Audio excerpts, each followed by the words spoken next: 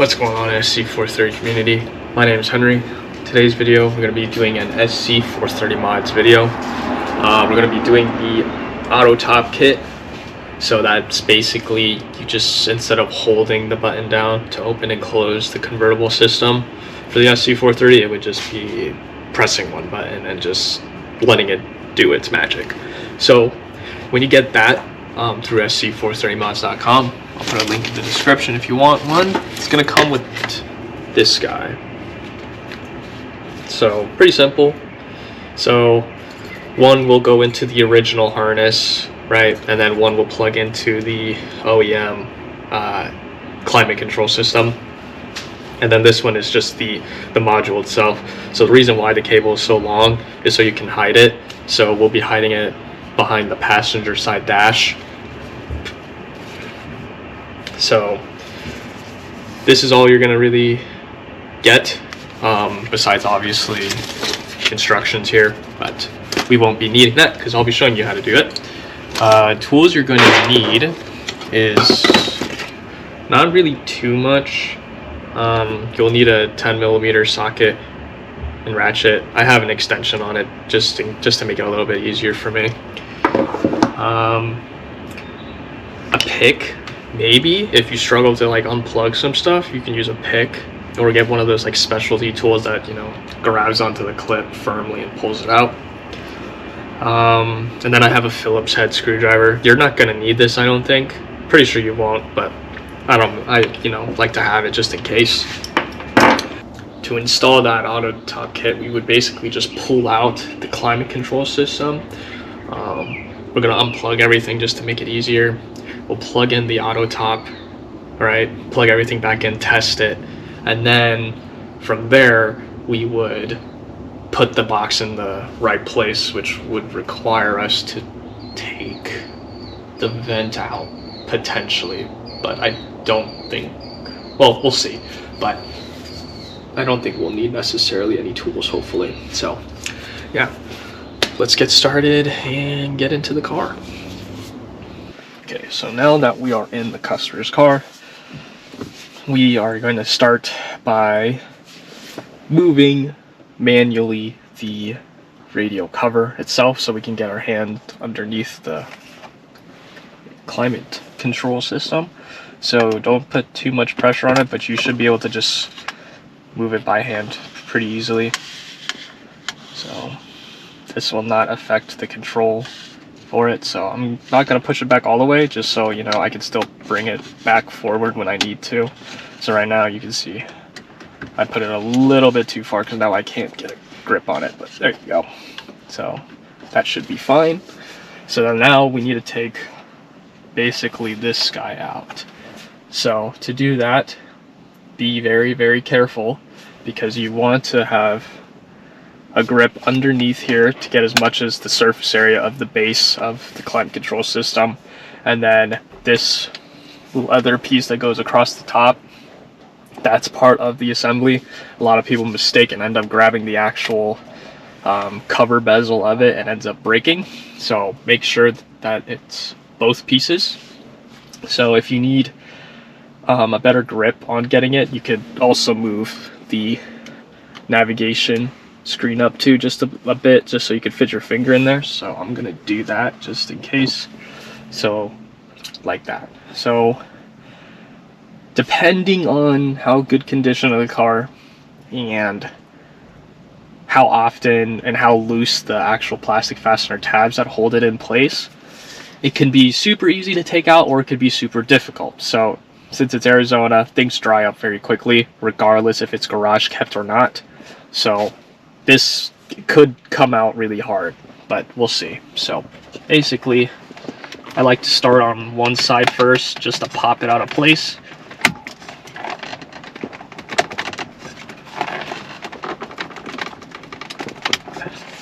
See, it's coming out a little bit, so I'll just go to the other side so it's nice and uniform. So it comes out like that. Notice how very difficult it can be. Although this car is in a really good condition, that means this hasn't come out very often, so the tabs are very, very strong, which isn't necessarily a bad thing. That just means, you know, it's in very, very good condition. So now that it's taken out like so, there is 3 cables back there. We're gonna pull those cables out. You don't necessarily need to pull them all out, but for demonstration purposes, I'm gonna rip them all out. Put that to the side. So now we have this wiring harness. So this is the one we're gonna be messing with. So we'll grab our auto top kit,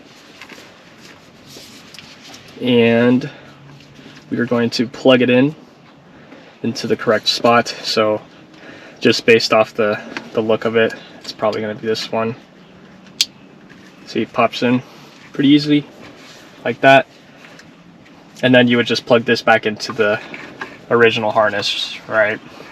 And then so it'd be plugged in like those 3, right? And then you have this guy hanging around. So then this is where we would have to basically find a place where to locate this.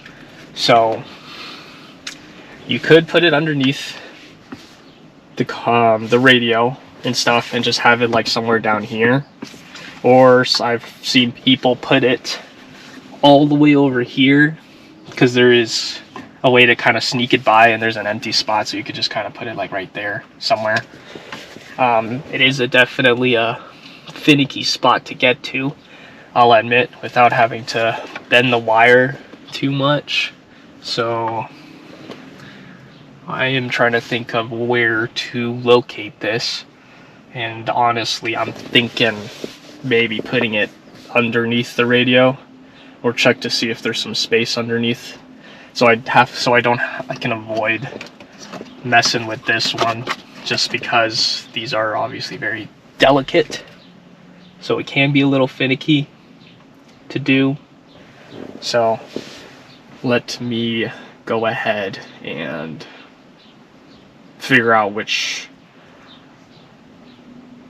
path I want to go with, whether it's putting it underneath the radio or putting it to the side of the passenger.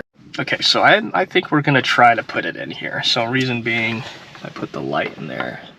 There is a very small opening underneath the vent where you could feed the wire, and then just put the box somewhere right here. So we're gonna show you how to take this guy out. So when I put the light into the vent, you see that tab that's at the very end of my flashlight right here? You want to push that outward.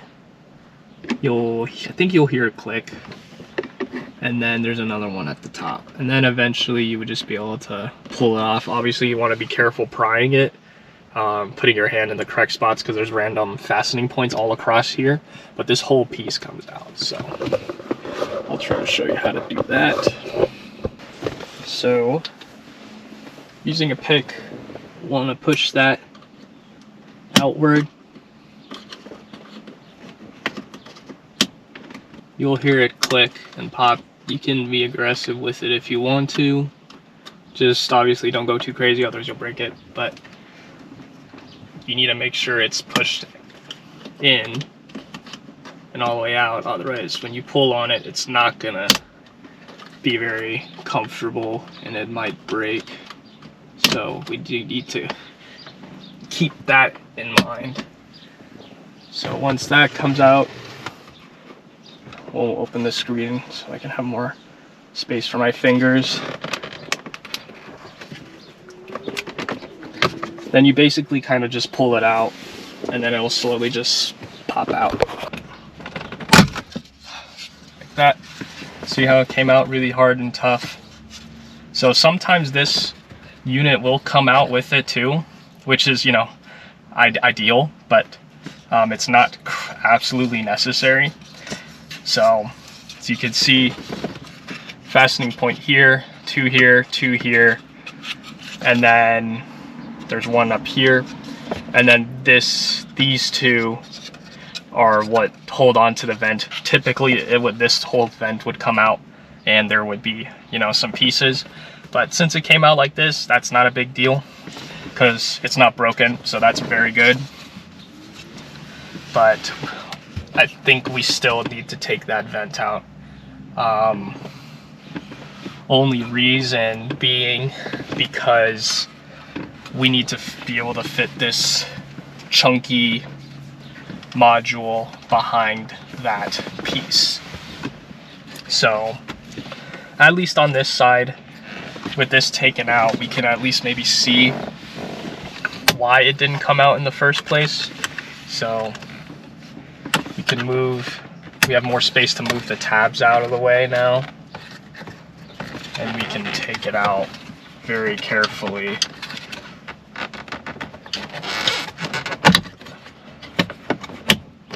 So looks like it popped out on one side but not on the other.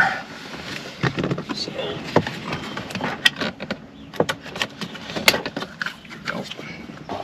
as you can see, those tabs that we were pushing on the inside, I clearly just didn't push it out far enough, but you can see that there's two. See, so you have to push it out so that it bends upward so that you can get it out easily. But otherwise, that's basically what's holding it in. But typically it would be, you know, connected to the actual vent piece itself. So I'll show you what I mean by that. So these little tabs at the top and at the bottom underneath the gear. So if it does come out like this one did, you just slide it over, make sure the holes line up, and it'll literally just pop in place. So that, see, just heard it pop. So this one's not popped in all the way. So yeah. There we go. So now it's back in place like I never touched it. And then on the inside you would basically press down on this, so when you put it back in, it clicks back in place. So you can do that. I'm doing another install for this customer, so I'm going to leave the tabs open as much as I can, just because I'm going to have to take it out again anyways later. So no reason to put it back in all the way. So I'll put that back to the side. So now we have that space that I mentioned. But of course, we need a test to make sure that it works right away. So I think, so where I have the car parked right now for this customer, I might be a little bit too close to the wall. I know for sure I'm not, but I just want to move the car just to, you know, be safe. But we'll plug in everything for now while I let the car start up and warm up a little bit.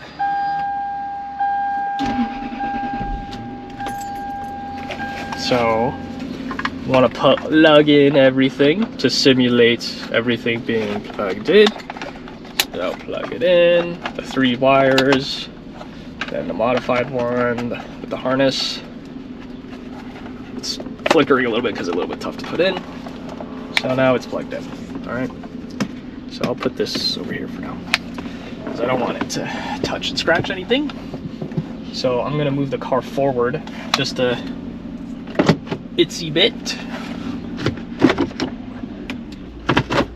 So now we can test the one top convertible. So I'll move the radio cover back down so I can lay this down on top like that. Car's in park. And now basically all I would have to do is tap it and it should open up no problem. So let's do that. See?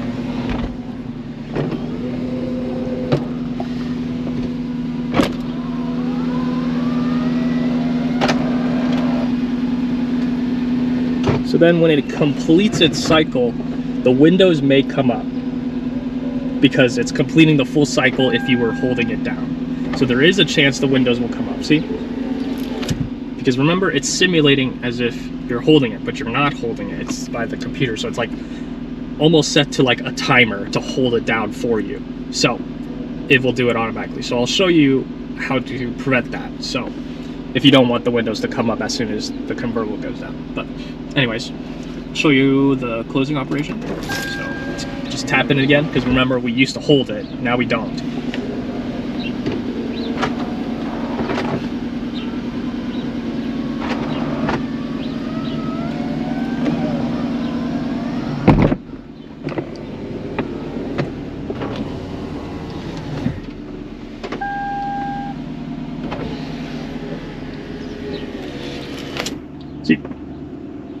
So now I'll show you how to prevent the windows from doing that, so you don't have to, you know, mess with it if it bothers you that much. So we'll do it again. So basically, once it does its first beep, right, that it's done, then you would just tap the opposite. So right now we pressed open, right? So basically, once it's done completing its process, we would tap close to prevent the windows from coming back up. And I think that should stop it. If it doesn't, not a big deal to roll down the windows. Don't complain. It's automatic convertible, right? So now we press that again. It should stop it. Nope, I guess not. So I thought it would, because in the holding the position, it would work the same way, right? You would hold it to open the convertible top, right? It would beep, and then you would let go, and then it would shut off. But in this case, it looks like it didn't do that. So otherwise, you would just basically close the windows. So now we're closing it. So it looks like it's because since I pressed it trying to attempt to do that, it's registering to close again. So it looks like we can't do that, it appears.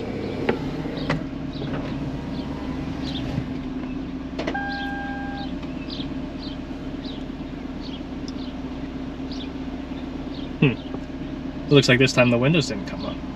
I bet you it's probably from a timing thing, because I personally don't know how this is programmed, but I would assume it's based off a timer.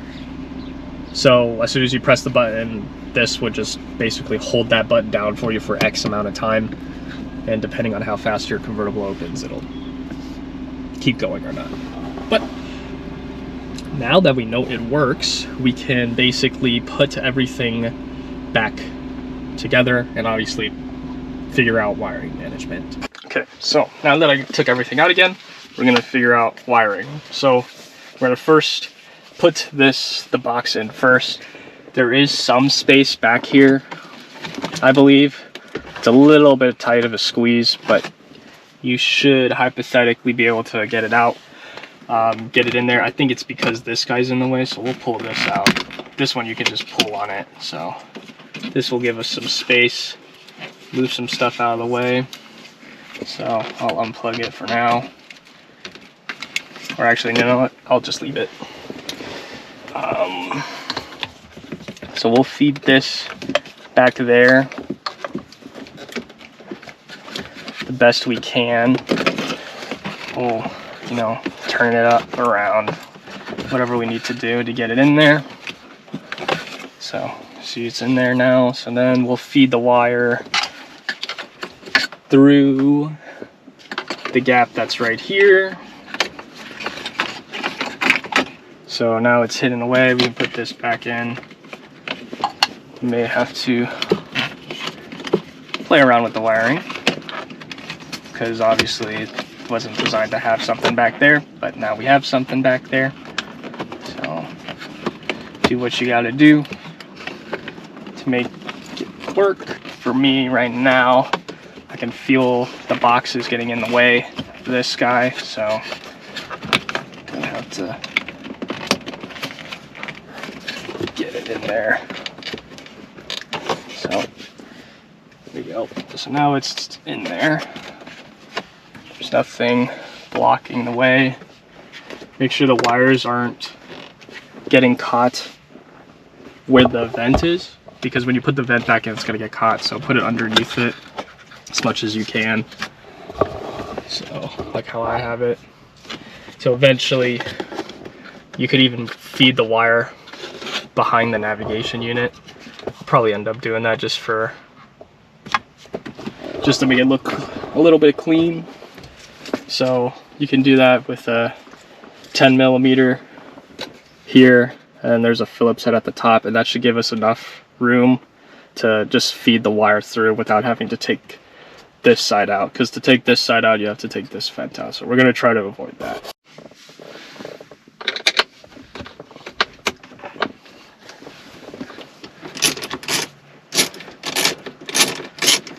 Okay, so now that I loosened it, maybe I could sneak the wire in. I have to move the camera. Scoot up here. See if I can fit it behind the bracket. It doesn't look like it's coming out. So for wire management's sake, I'm gonna take out the other side. Similar to how we took the vent out, there is tabs on the inside over here, and then you would just try to pop it out, and then there'll be a 10 mil here, and then the Phillips head up here, similar to this side. Okay, so you can see it took the vent out, but there's that 10 mil I was speaking about, and then the Phillips head up at the top. So basically, once you take all four, the 2 Phillips and the 2 10s out, you can kind of just shift this around a little bit, move it down, whatever, to feed the wire. So you can see I have the wire going underneath the vent hole, behind the bracket right here, and then underneath here, so it comes out straight like this. So then I can just plug it in as I need. So then we'll plug that back in, and then we can put everything pretty much back together. So I'll plug this here. We'll put the vents back in. So pay attention to the fastening points. So it'll pretty much pop itself right in when you go in straight. So just like that, see, pops right in. Easy. We'll do the same thing for this guy. Make sure, pay attention to the fastening points. Going straight in, should pop it right in, no problem. Like that. You'll hear it click in. So now we have that. Then we'll put the climate control system back in.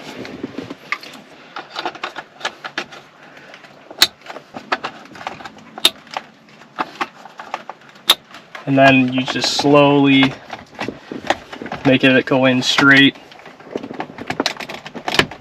and it'll pop right in like that. And we can move this down. You bring the radio cover down, and now we're pretty much done. So now we're basically hands-free from doing the convertible system. So let's show you how it looks from the outside. So some SCs you have to start the engine, some you don't. This one I'm going to start because he does have a low battery issue coming around, so I'm gonna keep the car started. So now we'll basically showcase it. So let's open her up.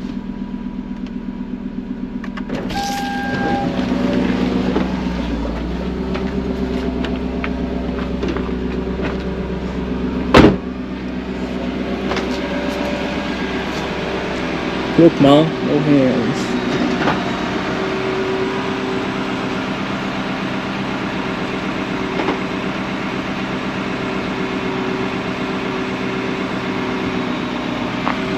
So then we'll do the same thing with the closing.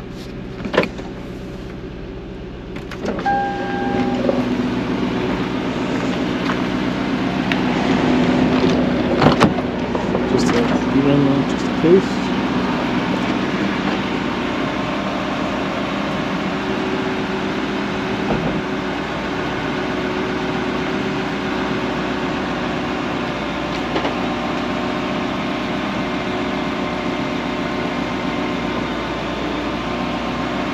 And there you guys have it. So that's how you install the auto top kit with SC430 mods.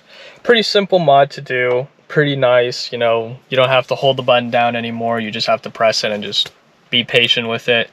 Thankfully the SC430 has a pretty quick convertible system, and it's not hydraulic, it's all electric motors, so pretty quick stuff. The window thing does kind of suck, but I mean, it's fine. It's not really a huge deal. Just roll them down, so whatever. But yeah, that's pretty much how you do it. Again, you can move that auto top kit module kind of anywhere. It doesn't have to necessarily be where I put it, but you can just put it right underneath the radio if you happen to be taking that out anyway. So yeah, but otherwise, other than that, thank you guys for watching, and I'll see you guys in the next video.